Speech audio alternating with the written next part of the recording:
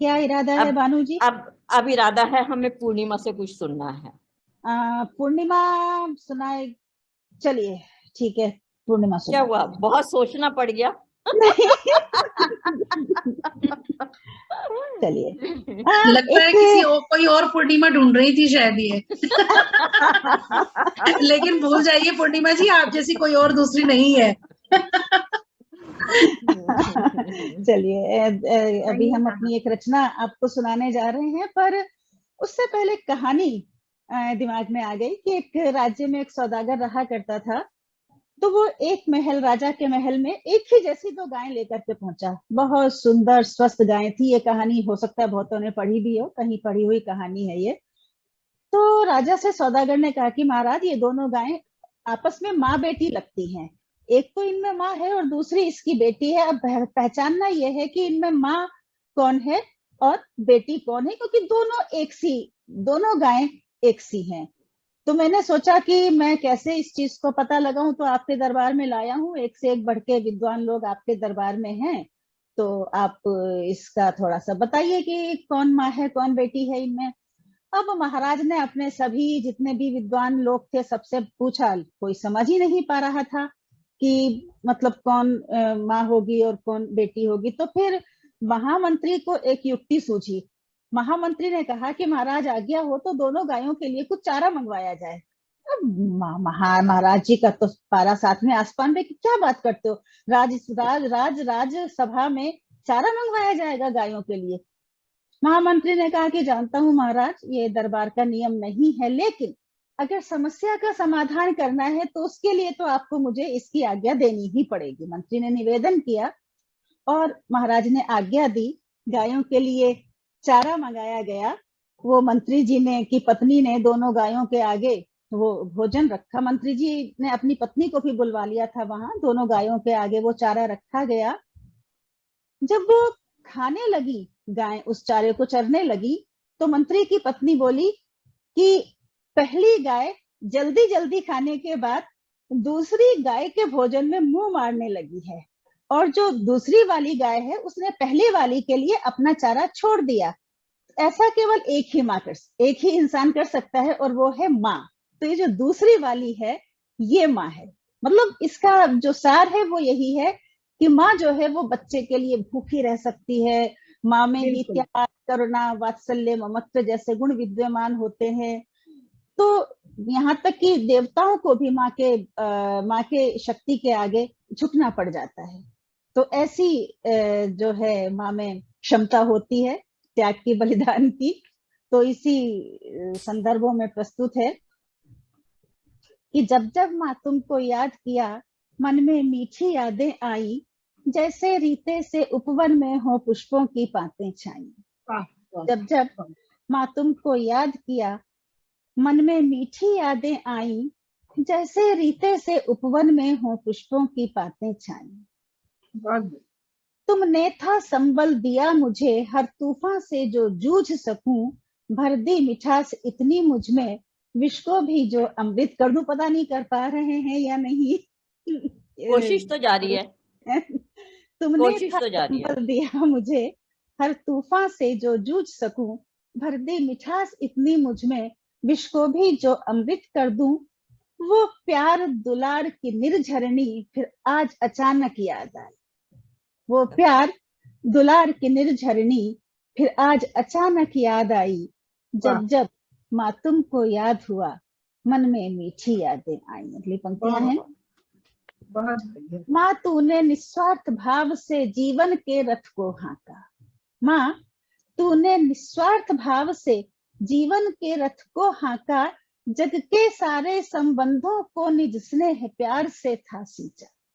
माँ सारे संबंध बिना थके, बिना किसी शिकायत के, पूर्ण उत्साह के साथ निभाती चली जाती है। और आज की युग में क्या हो गया है कि हर किसी को अपना कमरा चाहिए, अपना स्पेस चाहिए। लेकिन हम लोगों की माओं के समय की जो माएं हैं, उनका स्वरूप आप सभी जानते हैं, यही था कि माँ तूने निस्वार्थ भाव से जीवन के रथ को हाँका, जग के सारे संबंधों को निज स्नेह प्यार से था सींचा। मैं रहूं कहीं भी देने को आशीष, बनी तू परछाई। मैं रहूं कहीं भी देने को आशीष, बनी तू परछाई। जब जब माँ तुमको याद किया, मन में मीठी यादें आई। और इसकी अगली पंक्तियां हैं, तो आहों में, वरदानों में, आशीषों में है बसी हुई।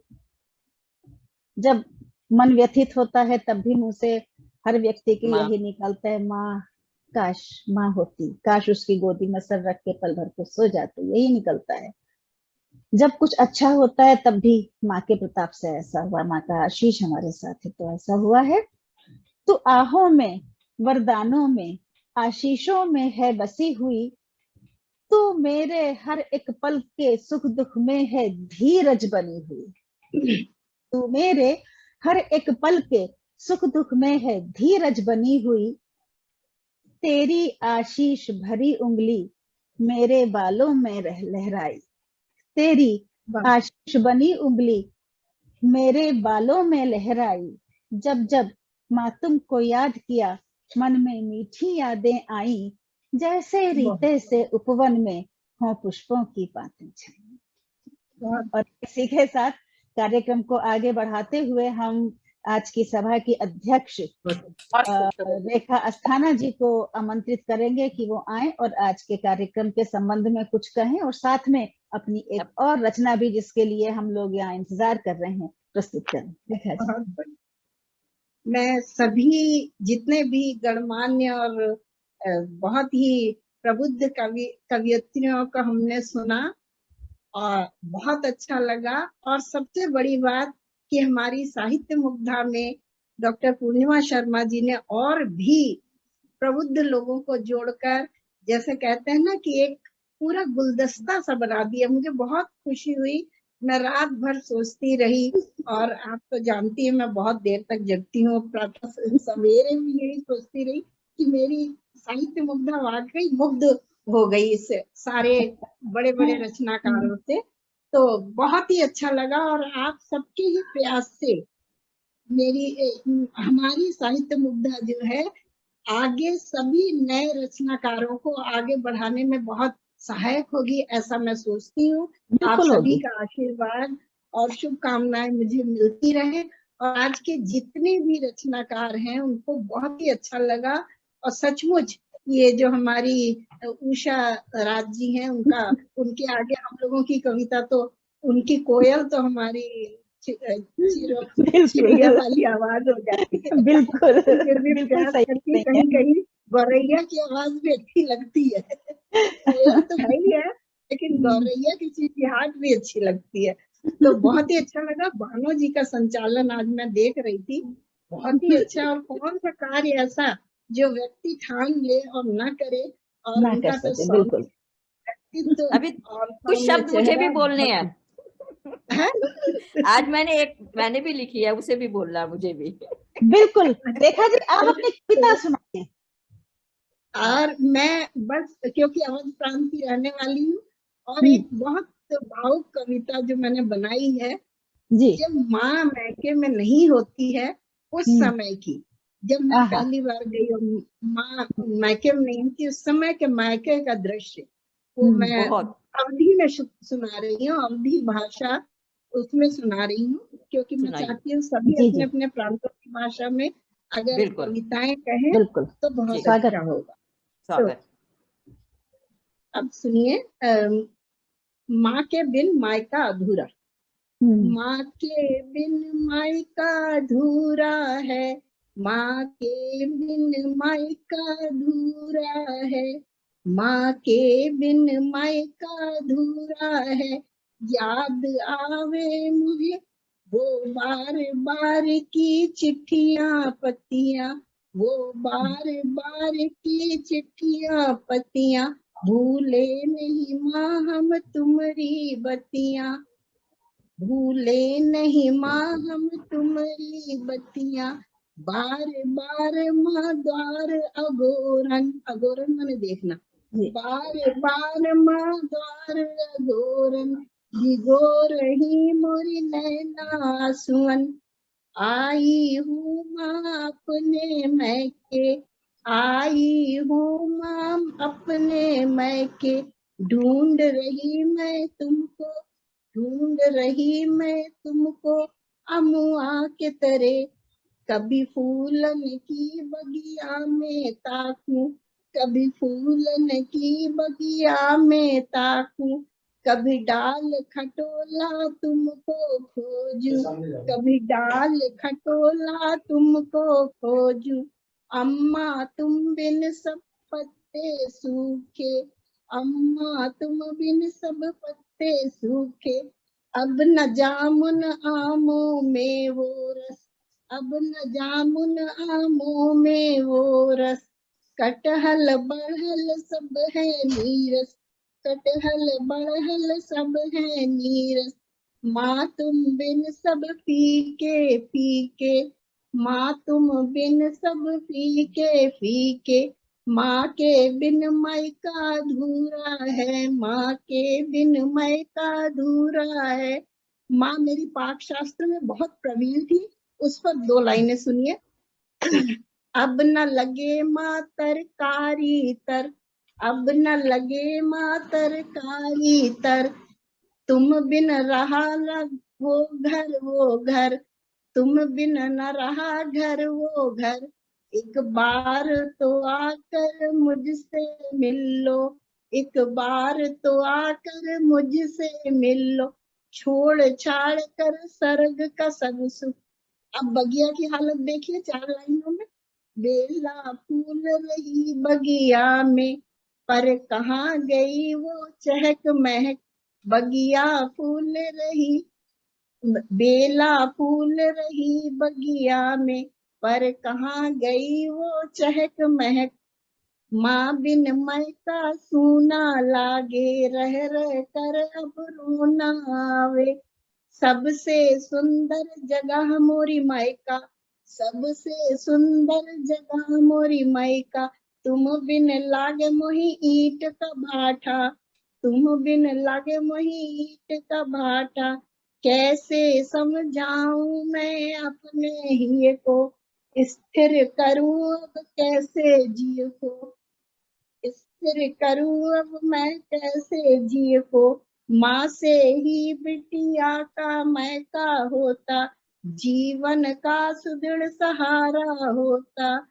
बिन माँ के मैका अधूरा है, बिन माँ के मैका अधूरा है। और लास्ट मैसेज सुन लीजिए। माँ मेरी तुम मेरे जीवन के साथ भी हो और जीवन के बाद भी हो, मेरी बिटिया के रूप में। धन्यवाद सबका। बहुत बहुत बहुत, बहुत ये बात भी सही है कि बहुत जब सुंदर। महिला खुद माँ बन जाती है तब उसको पता लगता है कि उसकी माँ के मन में क्या भाव रहे होंगे, और अपनी बिटिया के लिए अपनी माँ बन जाती है। वही भाव जो उसकी माँ के मन में रहे होंगे वो उसके मन में अपनी बिटिया के लिए आ जाते हैं। ये बात भी बिल्कुल सही है, और ये भी बिल्कुल सही है कि जहाँ माँ नहीं रहती तो मायका भी, मायका मायका बनता ही माँ से है। मायका वो जब बनता तक ही माँ, जब तक है माँ, जब तक है, जब तक ही है मायका। मायका। माँ जब तक है, जब तक ही मायका है। बिल्कुल। बानू जी, अब आप अपनी रचना सुनाइए और कार्यक्रम का समापन कीजिए। जिस तरह से आप सुना रही थी मैं अनुभव कर पा रही थी कि सब कुछ है, सब कुछ है, सब कुछ है, सब कुछ है, पर बात नहीं है। माँ तुम नहीं हो तो जज्बात नहीं। जज्बात नहीं है, ये बात सही है, बिल्कुल बिल्कुल सही बात है। बहुत सुंदर है सर, बहुत बहुत जी बानू जी। जी हाँ, मैं सीता हूँ, हाँ मैं विदेह जन राज की पुत्री हूँ। किसने कहा मैं कमजोर हूँ? मैंने अपने पिता के घर शिक्षा प्राप्त की, न केवल शिक्षा, शास्त्र शिक्षा भी ली थी। भूल गए तो बता दूं, जब मैंने शिव धनुष का स्थान बदला था तभी मेरे पिता ने प्रतिज्ञा की थी कि इस धनुष पर प्रत्यंचा चढ़ाने वाले के साथ मेरा विवाह करेंगे। मैं अबला नहीं, सबला हूँ। मुझे राजकाज के साथ सामान्य जीवन का भी अभ्यास था। हाँ, राजमहलों में रहती थी, परंतु प्रजा के साथ भी मिलती जुलती थी। वनवास में जनजातियों के साथ मिलती जुलती थी, उनको सबल बनाती थी। हाँ, मैं सीता हूँ, कमजोर नहीं थी। पता है, नारी कभी कमजोर नहीं होती, परंतु उसे अपने कर्तव्यों के साथ अपने अधिकारों का प्रयोग करना आना होता है। बिल्कुल, तभी वो पूर्ण महिला बन पाती है, तभी वो पूर्ण महिला बन पाती है। धन्यवाद। बहुत बहुत सुंदर। अच्छा, बस यही कहेंगे कि आप प्रणाम करते हैं। बहुत समय हो गया, सबका बहुत समय लिया। और ये मातृ दिवस का कार्यक्रम है, तो अंत में चलते चलते एक बात अपने सहित सभी माताओं के लिए हम कहेंगे कि हम माताएं अपने बच्चों को गहरी और मजबूत जड़ें तभी प्रदान कर सकते हैं जब हमारी अपनी जड़ें गहरी और मजबूत होंगी। इतनी गहरी और मजबूत जड़ों वाले वृक्ष जैसे बड़े से बड़ी आंधी तूफान को झेल जाते हैं और फिर भी दृढ़ता से खड़े रहते हैं, उसी तरह हमारे बच्चों के संस्कारों की जड़ें गहरी और मजबूत होंगी, तभी वे विषम से विषम परिस्थितियों का भी दृढ़ता के साथ सामना कर सकेंगे। तो इसके लिए आवश्यकता सबसे पहले है कि हम अपनी जड़ें यानी अपने संस्कारों को और गहरा बनाएं, बहुत पढ़ें, अपनी स्वास्थ्य का ध्यान रखें, अपनी बुद्धि को और अधिक प्रखर बनाएं, हर तरह से अपना ध्यान रखें, अपने सर्वांगीण स्वास्थ्य की दिशा में ध्यान दें। हमारी उसी से जड़ें मजबूत होंगी। अपने विचार स्वस्थ बनाएं, तभी हम अपने बच्चों को भी गहरी जड़ें, मजबूत जड़ें प्रदान कर सकते हैं और सब तभी वो आगे जाकर के दृढ़ता के साथ किसी भी परिस्थिति में खड़े रह सकते हैं। तो ये वाव इंडिया के मंच से हमारा सभी से आग्रह है और निवेदन है, दोनों ही है। बहुत सही कहा आपने, बहुत सुंदर। धन्यवाद आज के इस कार्यक्रम को सफल बनाने के लिए। धन्यवाद। अपने अगले कार्यक्रम में फिर कब मुलाकात होगी। बहुत बहुत धन्यवाद सबका, बहुत बहुत धन्यवाद।